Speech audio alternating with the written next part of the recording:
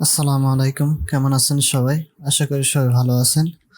So আমরা একটু আগে যে লোগো অ্যানিমেশনটা দেখলাম সেটা কিভাবে আমাদের টেমপ্লেটে নিয়ে এসে আমাদের যে আফটার এফেক্টস টেমপ্লেট আছে এটা কিভাবে ব্যবহার করতে হয় সেটাই দেখব। সো কথা না বাড়িয়ে ডাইরেক্ট আমরা ভিডিওতে যাব। তার আগে একটা কথা বলে নিই, সেটা হলো যে আমার চ্যানেল যদি নতুন হয়ে থাকেন তাহলে অবশ্যই কিন্তু সাবস্ক্রাইব করবেন এবং বেল আইকনে ক্লিক দিয়ে রাখবেন যাতে করে নতুন ভিডিও আপলোড করার সাথে সাথেই আপনার কাছে চলে যায়। আমরা এই যে এখান থেকে একটা ভিডিও লোগো অ্যানিমেশনের যে ভিডিওটা আছে সেটা আমরা এখান থেকে এই টেমপ্লেট থেকে কিন্তু মূলত আমরা এটা ক্রিয়েট করছি। সো এই টেমপ্লেটটা আমরা এখান থেকে মিক্সিং থেকে আমরা এটা ডাউনলোড করছি, ডাউনলোড করে তারপর ব্যবহার করছি। আমরা এখান থেকে চলে যাব আমাদের ডাউনলোডে আমরা করে রাখছি। এখান থেকে ডাউনলোডে আসার পরে এই যে আমাদের যে সিম্পল আছে এই সিম্পল এইটা আমরা এখান থেকে এই যে আমাদের সিম্পল লোগোর যেটা আছে এটা আমরা মিক্সিং থেকে কিন্তু ডাউনলোড করছি। সো এটা কিভাবে আমাদের সাথে ব্যবহার করব, আমরা টেমপ্লেট নিয়ে আসছি, এই টেমপ্লেটটা আমরা কিভাবে আমাদের নিজস্ব লোগো দিয়ে অ্যানিমেশন করাবো সেটা আমরা দেখব। সো এখান থেকে আমরা এই যে লোগোটা আছে এইটা আমরা এখান থেকে ডাবল ক্লিক করে ওপেন করে নিব।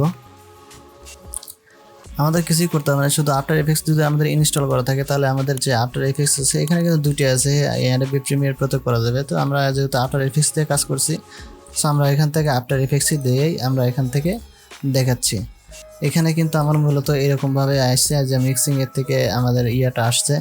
সো এখান থেকে আমরা কি করব, এই আমাদের যে লোগোটা আছে সেই লোগোটা আমরা এখান থেকে ডিলিট করে দিব, ঠিক আছে?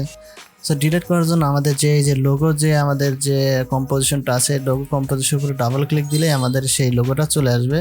এখান থেকে আমরা কি করব, এটা আমরা ইনপুট করে নিব, ঠিক আছে? এখান থেকে আমরা যে লোগোটা আছে সেই লোগোটা আমরা এখান থেকে ইনপুট করে নিব, ঠিক আছে? আমাদের চ্যানেলের যে লোগোটা আছে সেটাই নিচ্ছে, এখান থেকে নিয়ে আমরা এখান থেকে ইনপুট করলাম।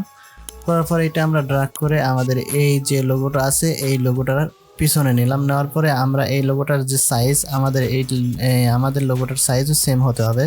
সো এখান থেকে আমরা যদি এই যে আমাদের কিবোর্ড থেকে যদি এস আমরা প্রেস করি তাহলে কিন্তু আমাদের এটা যে স্কেলের ইয়াটা সেটা কিন্তু চলে আসবে। আমি এখান থেকে আমি সমপরিমাণ এই যে আমরা এতটুকু পরিমাণ আমার একটু বেশি হয়ে গেছে, আমরা একটু কমাই নিচ্ছি, আমরা এতটুকু নিলাম। নেওয়ার পর আমাদের যে উপরের যে লোগোটা আছে সেটা আমরা এখান থেকে হাইড করে দিলাম, ঠিক আছে? হাইড করে দিলে আমাদের লোগোটা কিন্তু এখানে চলে আসলো। আসার পরে আমাদের যে কম্পোজিশন রেন্ডার কম্পোজিশন যেটা আছে সেটাতে চলে যাব।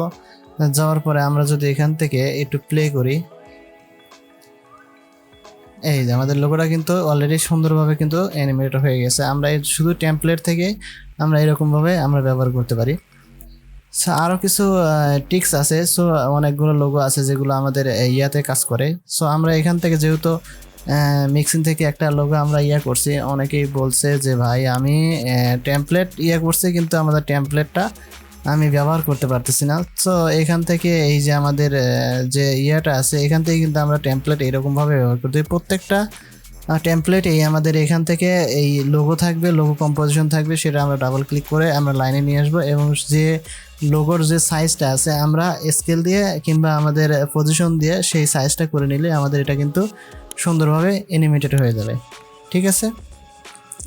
সো আজকের ভিডিও এ পর্যন্তই, দেখাবেন নতুন ভিডিওতে। সে পর্যন্ত ভালো থাকবেন, সুস্থ থাকবেন। আর যদি চ্যানেলটা ভালো লাগে তাহলে অবশ্যই সাবস্ক্রাইব করে দিবেন। সো আজকে বিদায় নিচ্ছি, আল্লাহ হাফেজ।